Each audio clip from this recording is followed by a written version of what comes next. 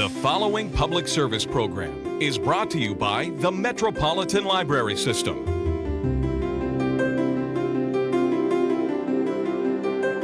And now, read about it with your host, B.J. Williams. We have a great show for you today. Glenda Carlisle from the Oklahoma Center for the Book is here to tell us about the upcoming Oklahoma Book Awards for 2007. She'll also be telling us why you need to get your book entered right away. But first, every year I do attend the Book Awards and get to talk with some of the finalists who come for the banquet. And one of them this year in 2006 was Douglas Hale. He's a professor at Oklahoma State University, and he wrote a really interesting book about the German immigrant experience in the United States in the middle of the 19th century. I think you'll enjoy what he had to say about Wanderers Between Worlds. What inspired you to write about German immigration to America? The story came to me in several boxes of family heirlooms that were presented to me after a historical conference in St. Louis a long time ago, 1964. These ladies came forward and said, "You'd be interested in my family. If you're interested in German history, you'd be interested in my family." So you've been working on the book this long? Yes. Isn't that amazing? It is. I'm impressed. There have been interludes in which I have not been working on it, but I must say that the process has been so much fun that I am reluctant to take time away from it. And I was a little disappointed when it was finished. But this has been a long time occupation of mine. Well, I was very impressed and intrigued because I was aware that a lot of Germans had come to this country after the failed revolutions in the 1840s in Europe.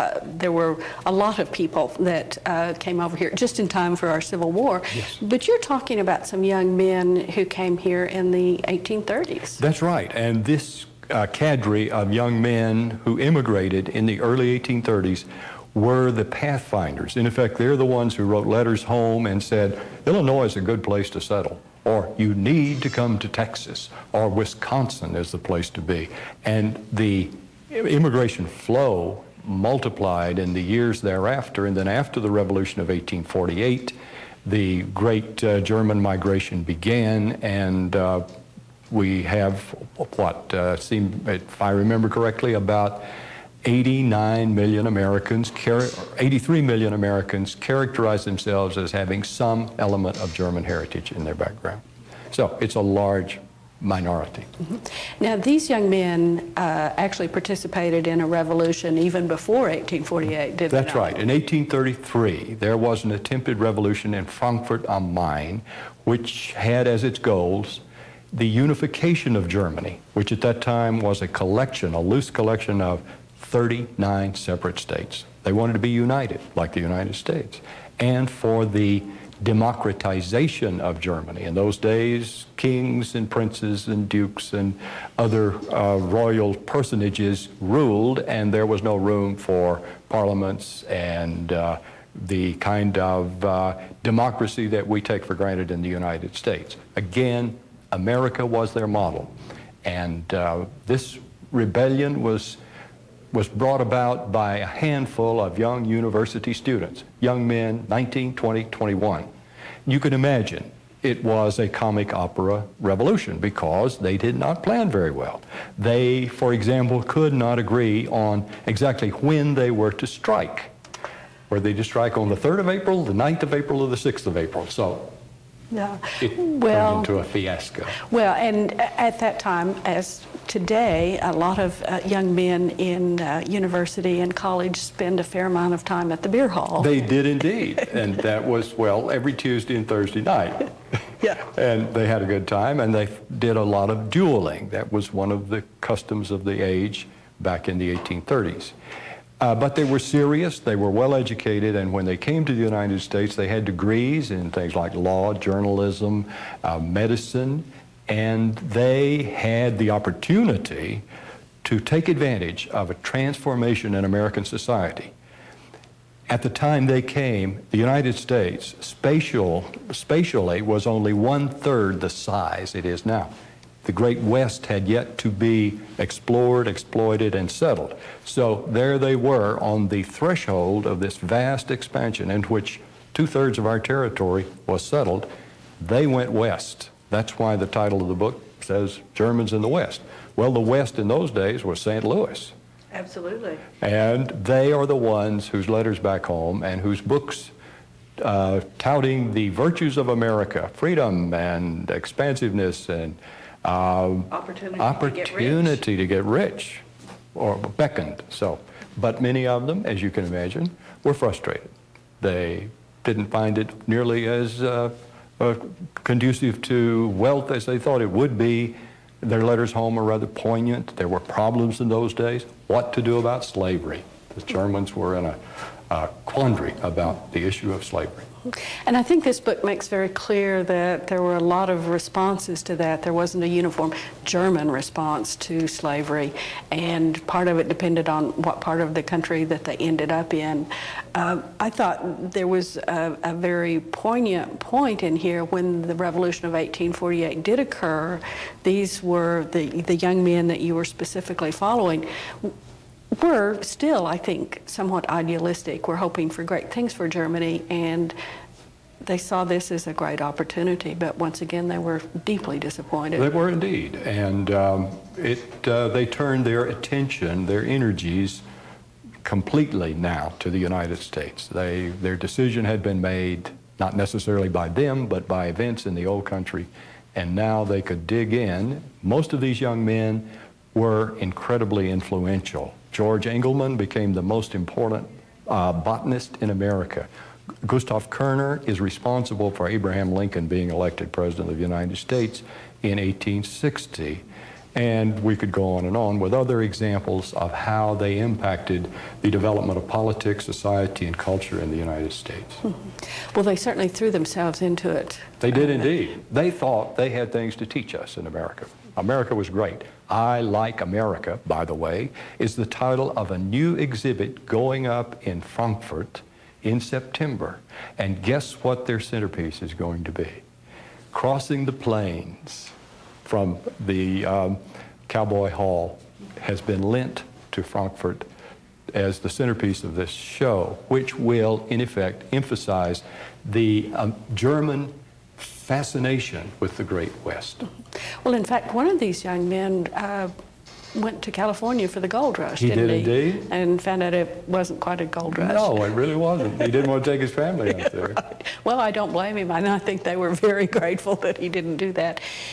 Some of them married young American ladies and settled down, and some, I think, married other fellow immigrants, didn't they? Yes, 7 of the 8 young men whom this book focuses upon married German girls, and by and large they got along fine. One married an American lady from New England who had a mind of her own and was not as easy to get along with as some of the ladies from the old country. I've heard that complaint about American women. It seems to be a long-standing complaint. Well, she was a very attractive lady and very smart and witty and had her own agenda. And it was a long-lasting marriage, but it's one that had its ups and downs. Well, I want to thank you very much for sharing with us Wanderers in Between Two Worlds. Thank you. It's always a pleasure to talk about your book.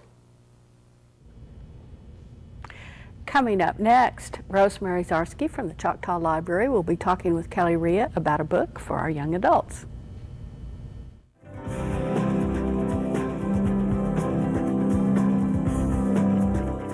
Hello, we're here today with Rosemary Zarsky. She's from the Choctaw Library. She's the manager there. However, she loves children's books, and she's been the YA coordinator and the adult coordinator and almost all the coordinators. So I'm glad that you brought For Freedom today. It's by Kimberly Brubaker Bradley. Tell me something about why you like this book.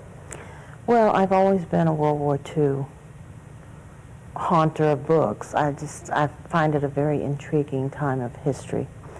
And this is a story of a very young girl who wanted to be an opera singer, and she got into the resistance movements because she saw what was going on. She lost friends in bombings that had nothing to do with the military. And so that's why she thought, oh my, there's more going on here. She saw the only black family in town disappear and said, oh, I guess Hitler hates Jews and blacks. So this takes place actually in 1940? It takes Around 1940? around that, but it's actually getting, it's about when Cherbourg was bombed for the first time. It's where it opens, and then it goes on. And she's not really used a lot until the invasion. And then all of the spies are being used a lot, and of course they're being caught one by one. Now, I read I read some reviews, and the description sounded like this was a true story. It is definitely based on a true story. The author's husband said, you've got to hear the mother's story of one of the people he worked with. And so she went and listened, and this is what came from it. So it's taken from, but it's fictionalized. It is a fictional, it's listed as fiction, but it's based on a true story. And it says it's the youngest, talks about the youngest spy, the youngest female spy. So this is a really good book for teenagers, girls, and boys because of the vital part that this character plays in the story.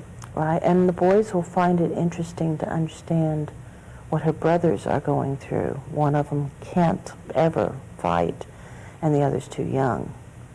So it has that point of interest in it, too. Sounds like a great story. I wish that I had read it so that I could visit with you a little more completely on it. It's by Kimberly Brubaker Bradley. It's called For Freedom, The Story of a French Spy. And we know that you'll really enjoy this book at your favorite library or at your local bookstore. Thanks. Hi, I'm Donna Morris, Executive Director of the Metropolitan Library System. 2007 will mark Oklahoma's centennial year. 100 years is a long time, but public libraries have been part of this community since the very beginning. And we're still exactly the same as we've been all along, your primary source for information and entertainment. The delivery methods are different now than in the early days. Today we provide free wireless access, free internet access, DVDs, CDs, free programming for people of all ages, along with the traditional books, magazines, and newspapers. But what hasn't changed is our dedication to helping you find exactly what you need. Librarians continue to be the guides to the up-to-date world of information, and our librarians at MLS are the best in the business. So visit your neighborhood MLS library soon, and as they say in the world of libraries, come check us out. Coming up next, Doug Benton will be talking with Jim Nimmo about one of those CDs you can check out.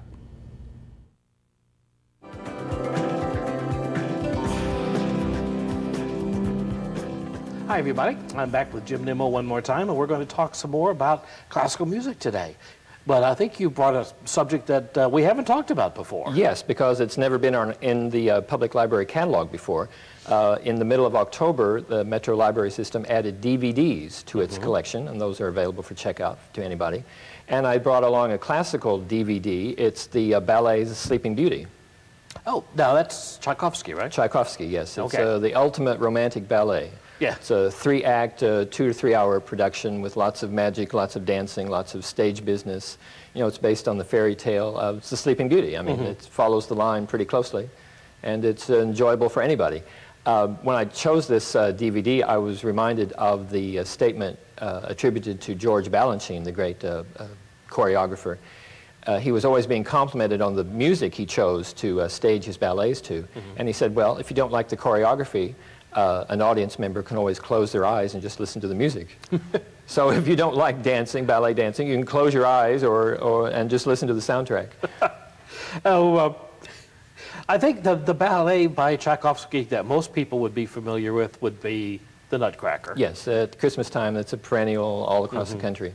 Yeah, I mean, people who don't know anything about ballet know the Nutcracker, just Right. like people who don't know opera know Carmen, whether they know they know it or not. You're right. So if they know the Nutcracker, they might want to go to something different that's not so Christmassy and try the Sleeping Beauty. Okay. Now, I've spoken with dancers before about ballet. I've never spoken with somebody whose main interest is the music. And I remember reading at one time somebody who was kind of down on ballet because he thought the music was simple, was in a sense dumbed down by composers who are capable of doing a lot more. Do you have that reaction? Do you think that's true? Not generally. It's on a case-by-case basis. There is some music that's pretty simple, like there's the music of Minkus, which was a contemporary of Tchaikovsky, and they often had shows running at the same time. His music is simple, but that's because after you listen to Tchaikovsky, I mean, it's a whole nother ballgame. Tchaikovsky really lifted the level of the musical content in his ballets. Yeah.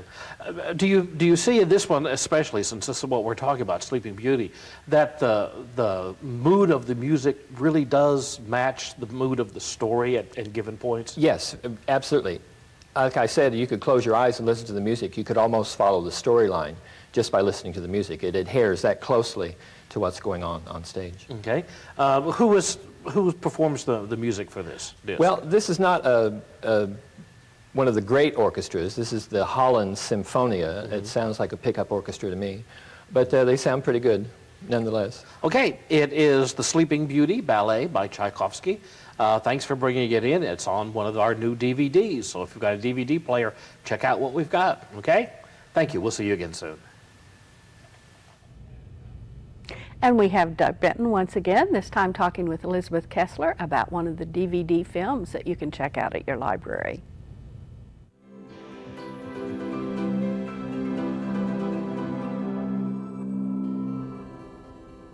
Hi, everybody. I am here once again with Elizabeth Kessler from the library's Material Selection Department. Hiya. Hello. Hello. We want to talk about a movie today. Yeah, your movie. That I picked Yeah. this one. This is an old favorite of mine from 1963, Tom Jones. It was the picture that won the Oscar that year. I think it won Best Screenplay and won Best of a lot of things. Albert Finney stars as Tom Jones. It's based on the 18th century novel by Henry Fielding. Tom is an orphan, a foundling, as they said in those days, who was brought up by Squire Allworthy to be a gentleman, although he isn't by any stretch of the imagination. No. He's a wild seed sower of the highest order. Yes. Well, so, did you like the movie? You know, I don't know. It was, there's some parts of it that were funny, but for the most part it was like, okay, no. It is definitely, it mixes Let's just say melodrama of the You know. worst sort with it's almost slapstick at times. I mean, it's Yes. all over the place. Yes. Here's a scene that shows a little bit of the humor involved, and it's more subtle. Okay, take a look at it. Stand and deliver! What did you say, sir? Stand and deliver! Deliver? I am no traveling midwife, sir. Deliver what? Stand! I will not stand for you, sir, no, nor for any man. Madam, don't you point that firearm at me, sir. Dobson, drive on! Get up there, come on! It's a picaresque story. There isn't really a plot per se. It's one Maybe that was episode, it. one adventure after Right. another.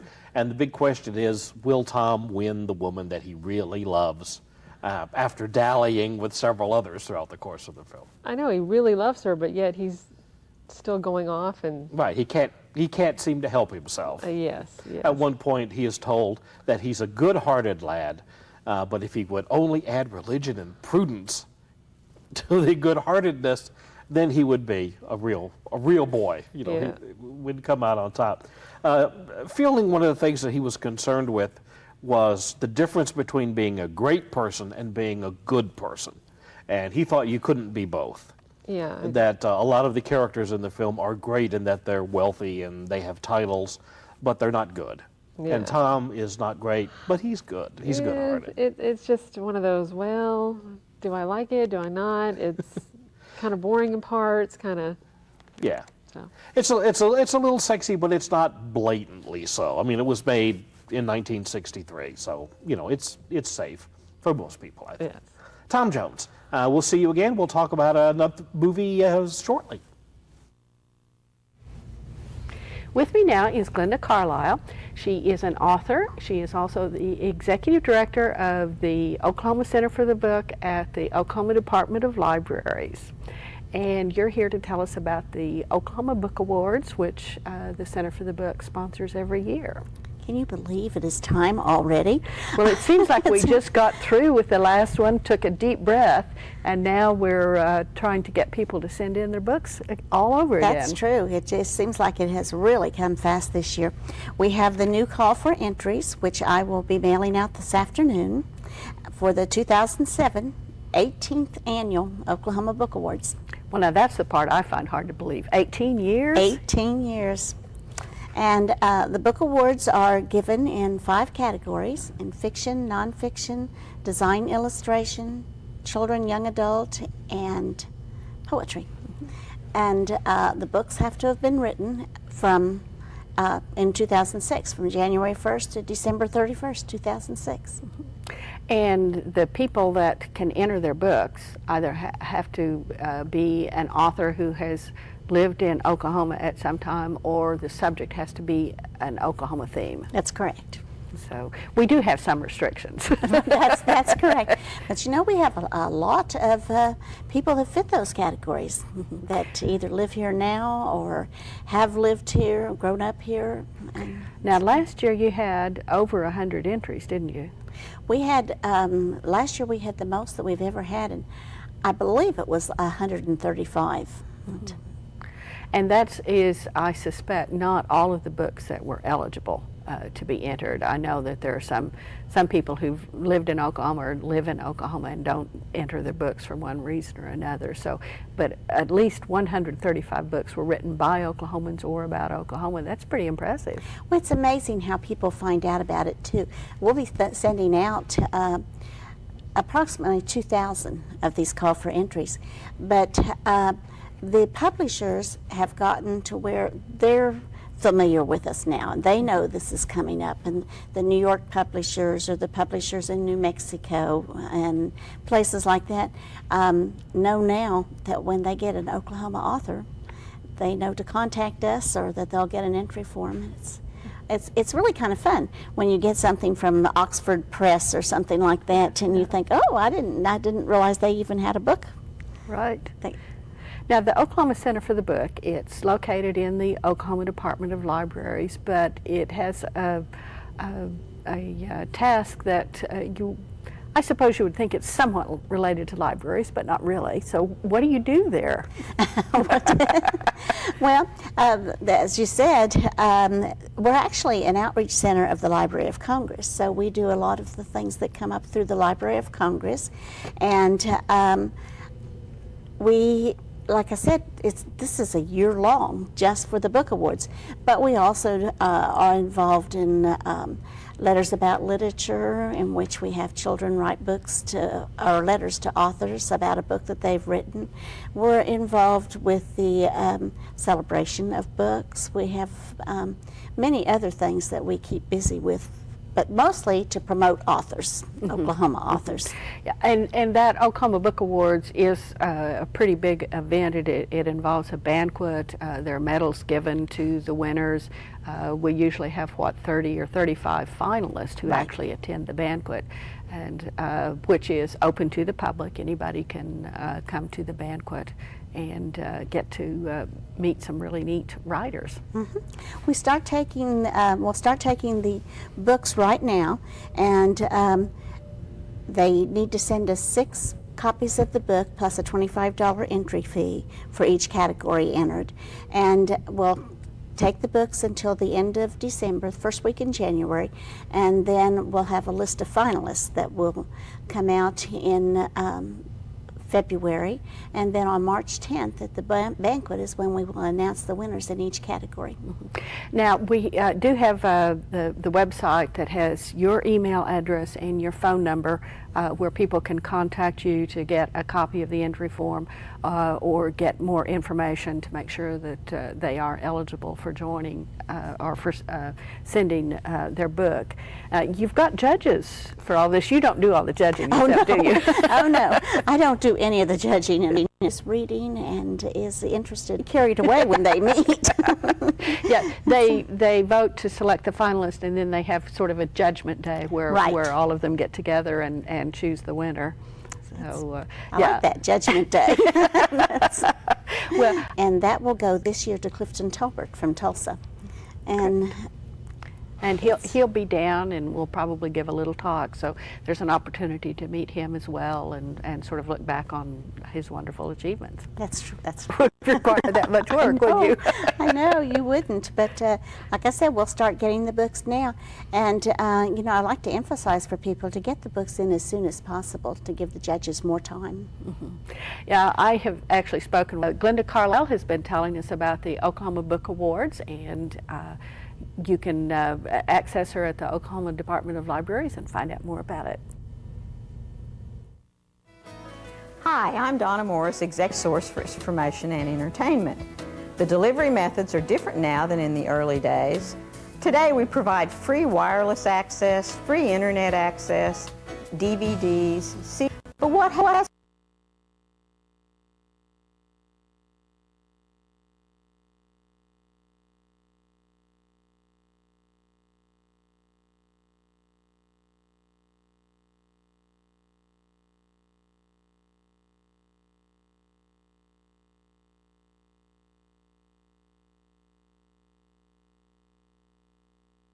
changed is our dedication to helping you find exactly what.